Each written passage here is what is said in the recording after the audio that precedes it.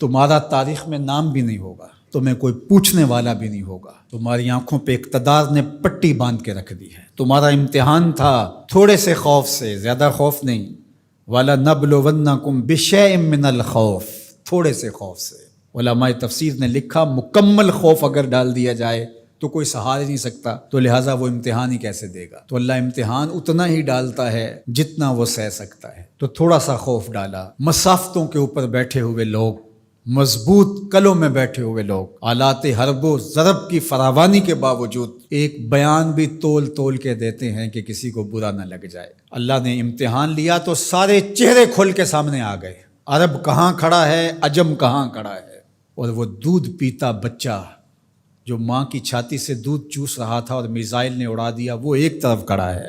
نتیجہ کیا ہوتا ہے؟ اللہ ان کی قسمت میں شہادت رکھی ہے، فتح رکھی ہے، یہ تو ہم نہیں جانتے، لیکن یہ ہم جانتے ہیں اور پورے تیقن کے ساتھ جانتے ہیں، آج نہیں تو کل فتح انہی کا مقصود ہے۔ اور یہ میں نہیں کہہ رہا، یہ میرے اور آپ کے آقا و مولا نے فرمایا صلی اللہ علیہ وسلم، اور انشاءاللہ ہوگا ایسا۔ پوری دنیا کے اوپر جھنڈا میرے حضور کے نام کا جھول رہا ہوگا اور ہر سمت اسلام کا پھریرا لہرا رہا ہو۔ یہ وقت تو آنے والا ہے انشاءاللہ۔